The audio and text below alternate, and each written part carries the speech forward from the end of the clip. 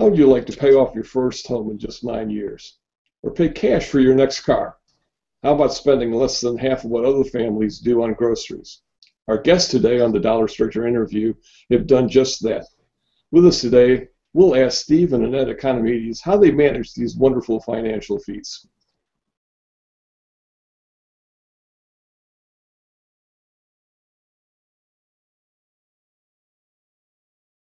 Steve and Annette Economides are New York Times bestselling authors, parents of 5 grown children, and family finance experts. They've authored 3 books and affectionately known as America's Cheapest Family.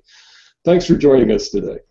Glad to be here. It's a lot of fun to finally see you face to face, Gary. Yeah, we've shared some phone calls. Now, when we talked in the past, we shared some of our history. I grew up with frugal parents that they were grown up through the Depression and all. Now, how did you all start to pursue a frugal living lifestyle? Actually, you can say it was sort of out of desperation. We both grew up in typical middle-class homes, but when we first started out and were married back in 1982, we had literally nothing. I was working as a graphic designer, a paste-up artist, actually, not even a graphic designer, for a printing company, earning $6.50 an hour. We went through a marriage prep class that taught us a little bit about budgeting, and we'll talk more about that later. And Annette wanted to learn to manage a home. And just, some people say, oh, just be a homemaker. I'm going, no, this was really important. And I was going to, earn $6.50 an hour, $838 a month take home. And people told us, Steve, you ought to work 2 jobs. Annette ought to work 1 job. And you ought to save every penny you make so you can be in a house in 3 years. Well, we bucked that trend. I worked 1 job, did a little bit of freelance work, maybe a couple $1,000s a year. Annette stayed home. We managed the budget together, and It was my job to stretch our pennies until they begged for mercy. That's what I say. and we did it. Within 3 years, we had enough money to put 15% down on a house, and we paid that house off by using the same system we're going to talk about in 9 years on an average income of $33,000. Now, one of the keys for you all was the use of a budget, right? Right. Absolutely. That was, I don't know what else to say. That was just a critical foundational tool, and we've developed this budget system that, Steve, what were you saying? It is truly... It's the most powerful tool for money management we've ever seen. It helps us accomplish more goals than any other plan. But it keeps your data safe, right? With all the internet breaches that are going on right now, this book here, your personal information, nobody will ever be able to get a hold of. It's totally secure. Because it's interesting because I know, when I first started with financial advice 30 years ago, we were dealing with paper budgets, and then we started with spreadsheets. And now so much of the stuff is online, and that is one of the common questions: how safe is my data? Right. I mean, there's so many good budgeting systems out there. I mean, we really do love envelopes, MVELOPES.com. It works the same as a paper envelope, cash in the envelope system, and you link your bank account. But if you're concerned about portability, if you're concerned about husband and wife being able to do it together, which we like to do our budget together, if you're concerned about security, then I wouldn't go with those things. We have done it with paper and pencil, and the very act of having to write everything down, it sounds tedious, but it's like spending money. It makes it tangible. It makes it real, and you have a very good idea. You have an absolutely specific idea of exactly where your money's going. Gary, it's basically short-term goal setting with money. And most people think, oh my gosh, if I have to reconcile a budget, first of all, I just hate numbers, and second of all, it's just too restrictive. And those are some of the most common things we hear. And I will tell you, the people that are willing to, quote unquote, take the plunge and finally delve into it realize, oh my gosh, why did I ever live that other way when I could live this way? Because when you set aside money in advance for things and you watch that grow, and then things happen, and guess what? There's money there to cover all those little emergencies in life. We'll talk about some specifics, but the point is, what we're talking about isn't taking 40 hours a week to do. Right. What we're saying is, what we do is we meet once every 2 weeks on the first and the 15th of the month, so twice a month. It takes about 2 hours. So 4 hours a month, 48 hours a year to manage our finances, to help us pay off our home in 9 years, pay cash for all our cars, take debt-free vacations, put our kids through college with cash on a modest income. We earned, in the last 32 years, we calculated our average income is about $44,000 a year. The average income in the U.S., household income, is $50,000. And we've accomplished these things on below average income. You know, I'd love to say to folks out there, are you tired of bouncing checks? You know, do you want to have $10,000 in your checking account at all times? How would you like to have no car payment? Yeah. We can show you how to do that. Yeah. I mean, we've lived that way, and it's not just some fantasy, it's reality for us. But, you know, one of the reasons a lot of budget systems don't work is because they're based on somebody else's numbers. So we always tell people, we start with a sheet called the income outgo sheet, and it's in our America's Cheapest Family Budget Kit. And basically, we ask every question you could possibly ask, down to cell phones, babysitters, date nights, what you pay for doing your laundry, dry cleaning, newspaper subscriptions, all that stuff. It takes about 4 hours to really go through and fill that out. And once you have those numbers and you start implementing a twice a month payday implementation, where you're taking the money from your paycheck and distributing it into your budget, you can be on a roll within a few weeks. And I'll tell you what, you'll have more money in the bank, because every paycheck you're going to put aside half of your mortgage or your rent, half of your car payment, half of your auto insurance, half of your food budget. And the cumulative effect of doing all that is going to mean you're going to have $2,000 to $3,000 in your checking account. Don't you get the feeling that a lot of the problems with budget is just the misconception that people have? I mean, they think that, yes, one, it's a lot of work, two, it's a straitjacket. See, I look at it like you, that one is freeing. Absolutely. Money that you've planned to spend and you saved, you don't feel any guilt about it, because it's something that you planned and you thought about. The other thing is, a budget is a wonderful management tool, because it helps you when you overspend. Well, then you can know where to look to see where you have problems. There's a whole a philosophy in life, a rule in life, that says that money flows to people who manage it. It flows away from people who don't. So when you go to the grocery store, they've managed their money, they've managed the environment, they've managed how they display the food in order for your money to flow to them.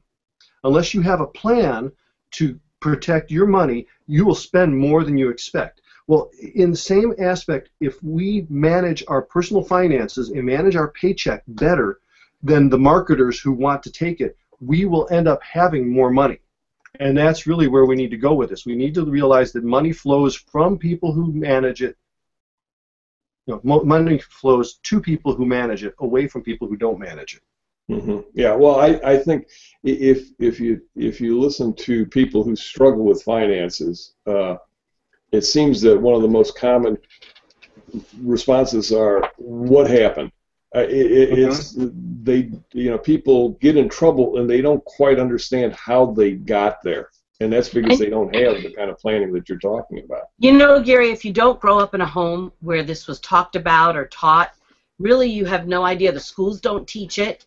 So where are you going to learn it? So if you've never been exposed to finances in a positive way and shown a tool that can help you manage it, it can be a pretty scary thing, a pretty overwhelming thing. And the coolest thing about this is, if you commit to doing it on a regular basis. Some people think, well, I'm going to do a budget in January and that's going to take me through the whole year. Well, that's baloney. Mm-hmm. It's not going to work, because you've got to have short-term accountability. So we found it's not every week, it's not every day, it's once every 2 weeks or twice a month.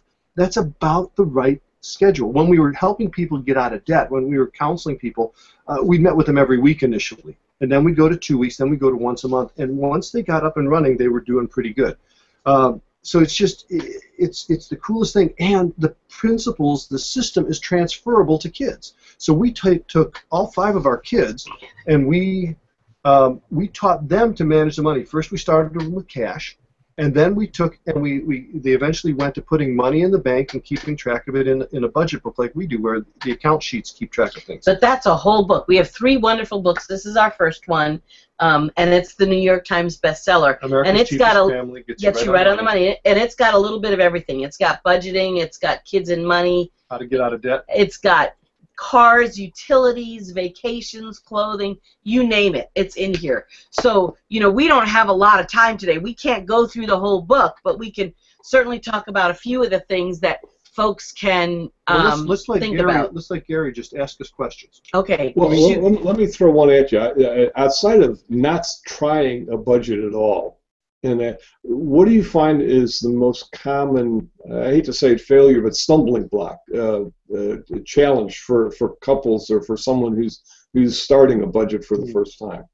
They think that if they put their house payment, their car payment, and food in there, they've got everything covered. But then what we find is, you know, things like, okay, we're recording this right before Christmas. I know it's going to probably air in January, but Christmas comes along, and they haven't set up a budget for things that don't happen every month. Right. And Christmas sinks you. And so you're paying for Christmas for 3 months. But in reality, if you were to spend $1,200 a year on Christmas, on all your Christmas presents, that's $100 a month. $50 every 2 weeks, and you've got Christmas covered. And we do that. We set aside a little bit of money every paycheck for gifts. And Annette is like the queen of finding deals. But there's all kinds she shops all year long. There's all kinds of things like that, Gary, that people don't think about actually planning in advance for. Things like prom or vacations or back to school or car repairs. So the non-monthly things that happen every 6 months or every year can be planned, and the more you plan, the more you save, and the better you'll survive the budgeting system, and the more success. My experience is a lot of people that run into credit card debt, they're fine, but then there's a household expense or an auto expense or, like you say, a holiday, and they have to put that on the cart because they don't have the money for it. Right. Well, that comes into a chapter where if you look and you go, well, I need to expect that every year I'm going to spend about 3% of the value of my home on repairs, and you budget for that, then you're set up when the water heater goes. Absolutely. Well, in our savings chapter, we talked about building an emergency fund. And it took us 5 years to build an emergency fund, and there were 4 or 5 categories. One was emergency unemployment, which is 3 to 6 months worth of savings. Second was emergency home repair, which you want to have 1% of the value of your house. Now, if you live in a $200,000 house, that's $2,000. I mean, you can have more, you can have less, but it gets you close. Emergency travel. What if my parents lived in Chicago? So when my mom got sick, she was dying of cancer, we had $3,500 saved to fly the whole family to Chicago. It wasn't a hardship. You know, the money was there. Auto replacement. You don't ever want to have a car payment? Pay yourself a car payment every month, and we used to do $200 a month. And you know, by the time you have $12,000 in there or $15,000 saved, you'll be ready to buy a car. You'll find somebody who's desperate to sell one, and you'll be able to get a phenomenal deal. We've never bought a new car. We've always gotten great deals. Right. You know, the beautiful thing about a budget is that probably 95% of the emergencies that people think are emergencies will go away if you have if you plan this. I mean, certainly you can't cover 100% of life's emergencies, but if this year you had half of the emergencies you had last year, wouldn't life be less stressful?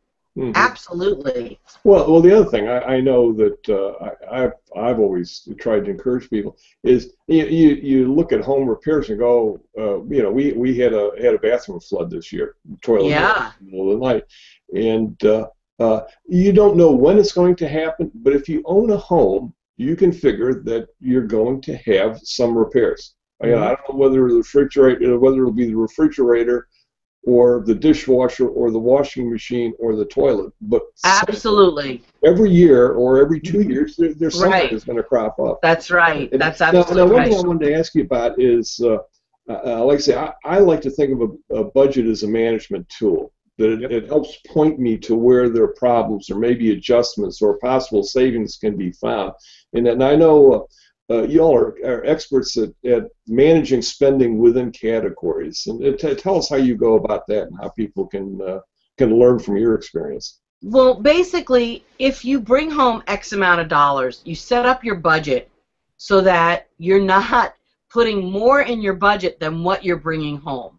So basically, that's how you decide. I mean, when we were first married, there wasn't very much money for things like clothing and rec. It took us 3 months to save enough money to go out to Benihana's with some friends for dinner. One time, but that was back in 1982 and we had no money. So obviously you prioritize your accounts. You fund your most important ones first, and you work your way down to the possible discretionary ones. But basically you're going to figure out, you don't come up with a number because of what you feel like spending just off the top of your head. You come up with a number based on history. Right, based on history, so or what the market will bear. We have about 18 to 20 accounts in our budget. I'm just going to read you some that people wouldn't necessarily think of. What about pets? Do you have a pet account? Every paycheck we put about $10 to $15 aside for our pet food. We have 2 big German Shepherds. They eat. They need vet visits, and we cap that account at about $300. When we have $300, we stop funding it. How about gifts? Buying gifts, Christmas presents, wedding showers, baby showers. We put aside about $40 every paycheck, $80 a month, $960 a year for gifts, and that covers everything. Let me see this.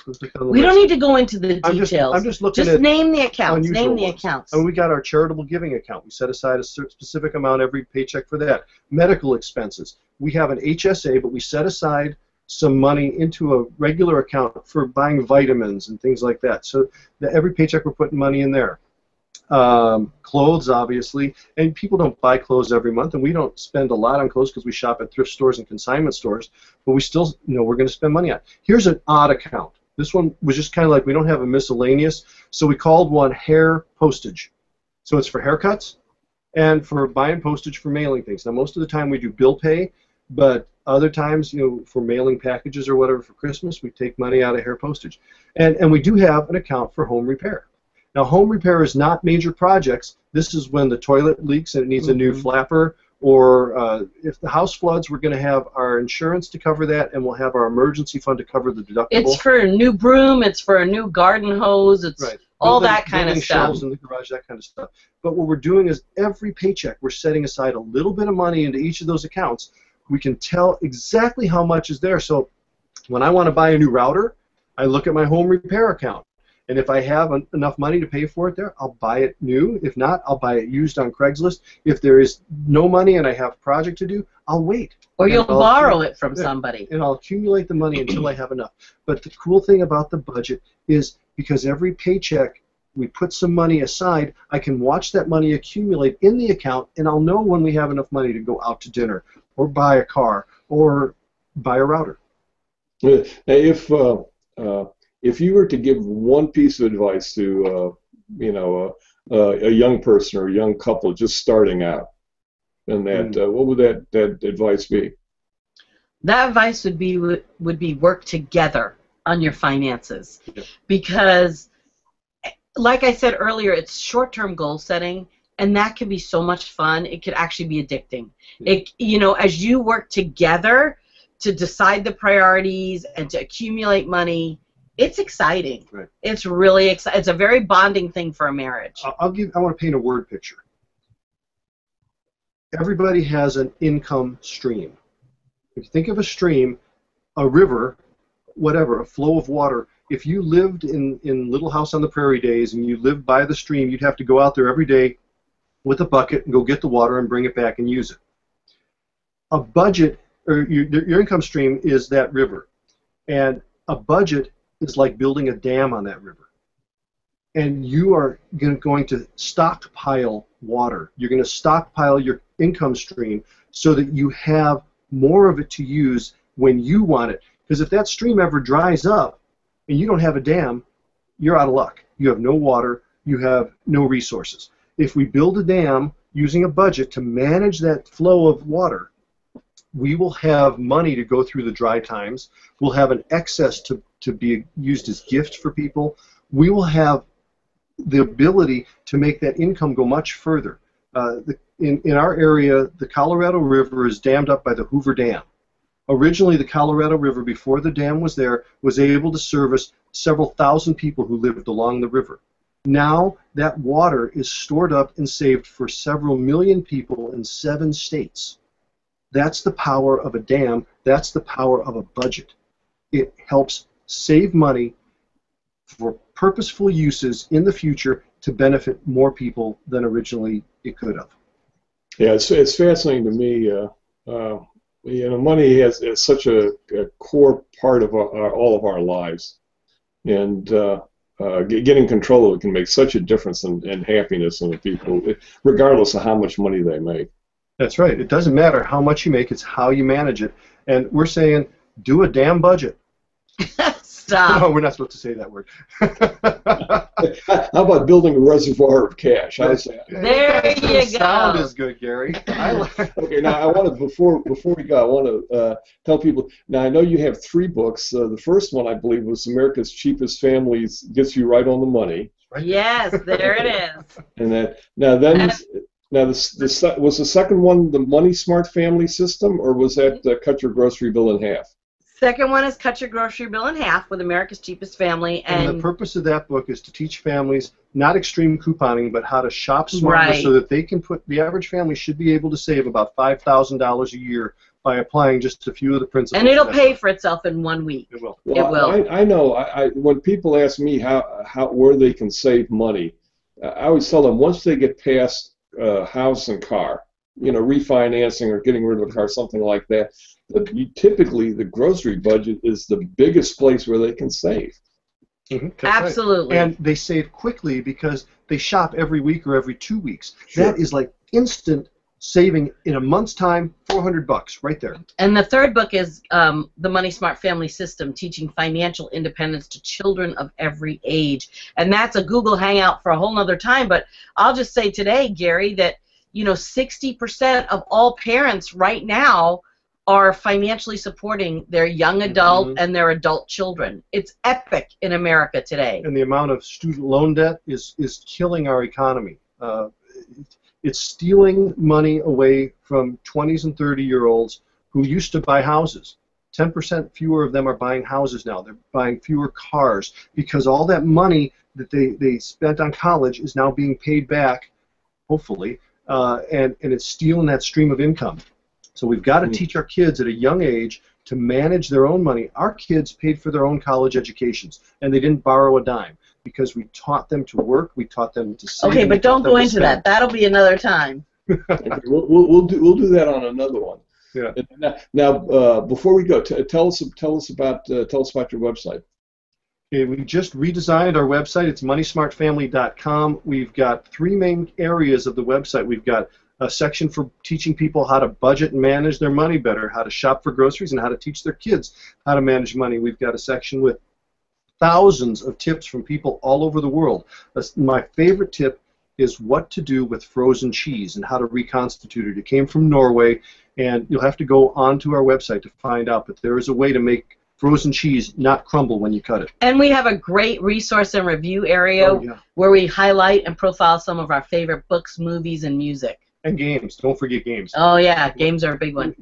One of our favorite games is Settlers of Catan. Are books available on your website, or should someone head to Amazon for those? Well, our books are definitely available on our website. If they want an autographed copy, they can go to our website. If they want to find an inexpensive used version, go to Amazon. I don't really care where they get it. I mean, I'd love for them to buy it from us. Right. But I want them to get the books in their hands. I want them to read them. And I want them to see their lives revolutionized, because it's the most cool thing is when we've helped somebody with their finances and they've started budgeting and they've learned the value of it, they write us and they say, I cannot believe we were ever living any other way than this. Right. This is so freeing. It's so invigorating. We're accomplishing things we've never accomplished before. Our books are also available at most public libraries, too. So if people want to try them out first before they buy them, they can do that. And, if they want to buy them on Amazon and they go through our website, we get a little commission that helps pay for the website expenses, so we're grateful. The product we're most excited about is that it took us about 2 years to put together. This is the same budget book we use. Same system. We sit down every 2 weeks, and we've got this available on our website. This is our newest product, and we're having trouble keeping it in stock. Right. I really think, since most of the people who come to our website are women, they don't like the computer thing that much. They like the idea of something they can touch, feel, work with somebody on. It's Y3K compatible. But we are way over time, so we need to end this for today. Yeah, I was going to say, I think Steve's running off the tracks. I do that. Squirrel. Well, thank you all for joining us today and sharing some wisdom. And I do hope people take the message seriously, because it can make a big difference in their lifestyle. I want to remind our viewers to follow the Dollar Stretcher on all the various social media channels, subscribe to our YouTube channel, and visit thedollarstretcher.com. And I hope that you always live better for less. We'll look forward to seeing you again soon. Thank you.